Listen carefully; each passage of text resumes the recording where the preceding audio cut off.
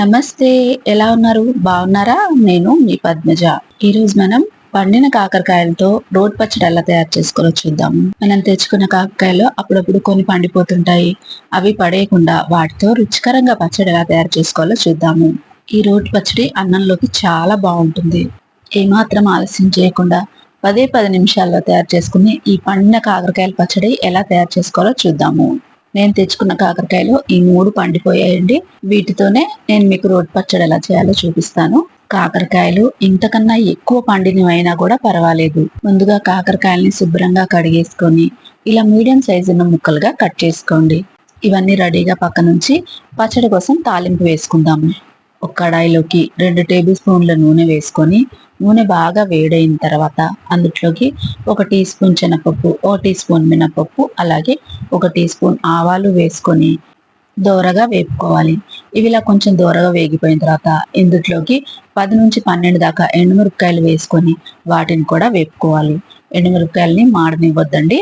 ఎండుమిరపకాయలు సగం వేగిన తర్వాత అందులోకి గుప్పెడు కరివేపాకు వేసుకొని అది కూడా క్రిస్పీగా అయ్యేలాగా వేపుకొని ఈ తాలింపునంతా కూడా మనం తీసి పక్కన ఉంచాలి. స్టవ్ ని మీడియం ఫ్లేమ్ లో పెట్టుకొని ఇప్పుడు ఇదే ఆయిల్లోకి మనం కట్ చేసి పెట్టుకున్న కాకరకాయ ముక్కలు వేసుకొని అందులోకి 1/2 టీ స్పూన్ పసుపు, 1 టీ స్పూన్ ఉప్పు, అలాగే ఒక చిటికెడు ఇంగు కూడా వేసుకొని 1 నిమిషం పాటు ఈ కాకరకాయ ముక్కల్ని వేపుకోవాలి. ఇలా 1 నిమిషం కాకరకాయ ముక్కలు వేపుకున్న తర్వాత ఇప్పుడు మనం ఇందులో ఒక చిన్న నిమ్మకాయ సైజ్ అంత చింతపండుని తీసుకొని మగ్గుతున్న కాకరకాయల్లోకి వేసుకోవాలి. చింతపండుని నీళ్ళల్లో తడిపి వేయకూడదండి. అలా చేస్తే పచ్చడి నిల్వ ఉండదు, బూజొచ్చేస్తుంది. అందుకనే ఇలా నూనెలోనే మగ్గించుకోవాలి. ఇదంతా ఒకసారి కలిపేసుకొని ఇప్పుడు మనం మూత పెట్టి స్టవ్ ని లో ఫ్లేమ్ లో పెట్టుకొని ఒక 5-6 నిమిషాల పాటు ఈ కాకరకాయని మగ్గనివ్వాలి. ఒక 6 నిమిషాల తర్వాత నేను మీకు చూపిస్తున్నాను చూడండి. కాకరకాయ మంచిగా మగ్గిపోయింది. పండిన కాకరకాయలు కాబట్టి చాలా తొందరగానే సాఫ్ట్ గా అయిపోతాయి. ఇప్పుడు మనం స్టవ్ ఆఫ్ చేసేసి దీన్ని పక్క నుంచి పూర్తిగా చల్లారనివ్వండి. పూర్తిగా చల్లారిన తర్వాత ఇప్పుడు మనం మిక్సర్ జార్ లోకి ముందుగా మనం వేయించి పెట్టుకున్న పప్పులన్నీ వేసుకోవాలి.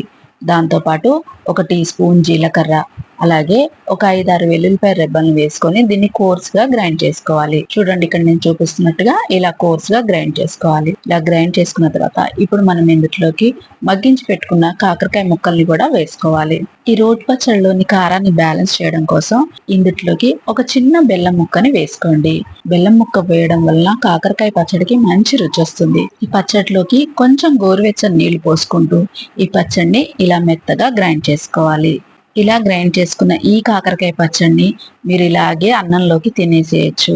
అలా కాకుండా కొంచెం తాలింపు వేసుకున్నామంటే ఈ పచ్చడి ఒక 4-5 రోజుల పాటు ఫ్రిడ్జ్ లో పెట్టకపోయినా కూడా నిల్వ ఉంటుంది. మూకుల్లోకి 1 టీ స్పూన్ నూనె వేసుకొని శనగపప్పు, మినపప్పు, ఆవాలు, అలాగే 2 ఎండుమిరపకాయలు, కొంచెం కరివేపాకు వేసి ఇలా తాలింపు వేసేసుకున్నామంటే పండిన కాకరకాయలతో రోటి పచ్చడి రెడీ అయిపోతుంది.